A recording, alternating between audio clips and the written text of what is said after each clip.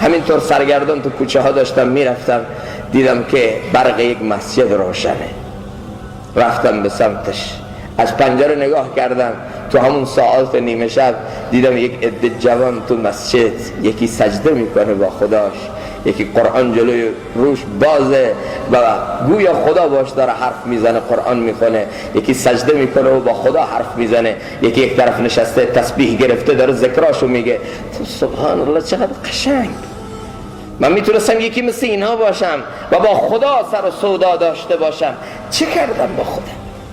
تو همین حالت بودم، یکی از اینا متوجه من شد، خدا میخواد اسباب هدایت مهیا بکنه. میگه اومد بیرون از مسجد تا منو دید، حالت منو دید، چه خبره؟ گفتم اینطور شده. خوب برای من از محبت خدا گفت، از عظمت خدا گفت، از توفیق پذیری خدا گفت و از این که خدا آغوش رحمتش برای همه بازه و از من خواست که اعتیادم رو ترک بکنم. من که دیگه همه چیز رو تجربه کرده بودم و به انتها رسیده بودم، دیگه حرف اینو گوش کردم، سخت بود مدتی تا اعتیاد رو گذاشتم کنار.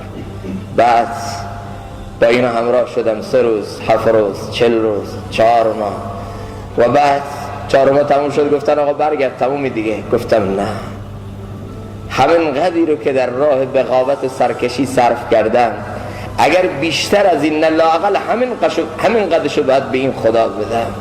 این خدایی که منو به این راحتی پذیرفت. بعد رفتم 1 سال، بعد از 1 سال برگشتم، حالا عوض شدم، حالا سیمای سنته، حالا نور صالحین تو چهرمه، حالا صحبتای قشنگی که امشب از من شنیدی اونا تو صحبتام آمده. و بعد پدر و مادر خبر ندارن من چه کار کردم و کجا رفتم و براشون مهمم نیست که من چه کار میخوام بکنم و کجا میخوام برم. خسته شدن از من. بعد از این گفتم من برم از پدر و مادرم سری بزنم، هنوز خبر ندارم. در زدم، مادرم با همون صدای لرزانی که پیر شده بود دم در 2 مرتبه گفت کیه؟ گفتم مادر منم. باز با یک افسوسی گفت باز تو؟ گفتم مادر در رو باز کن، این دفعه من فرق میکنم.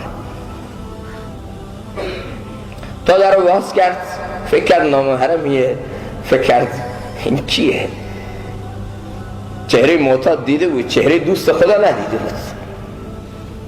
چهره یک نفری که کنار نشه کریستال و کراک اونو دیده بود، چهره یک نفری که با نشه قرب خدا 1 سال زندگی کرده بود ندیده بود.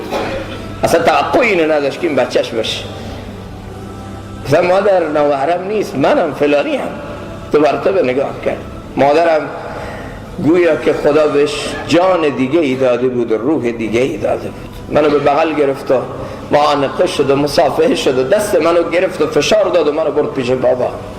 چرا ای بنده آسی در این درگاه نمی آیی؟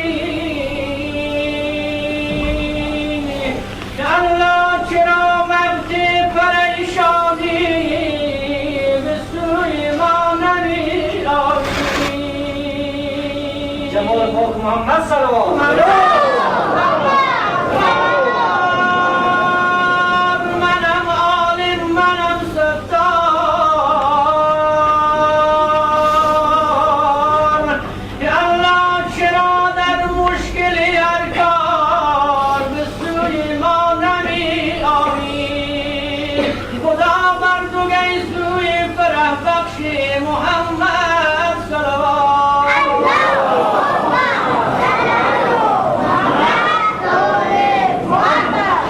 امشب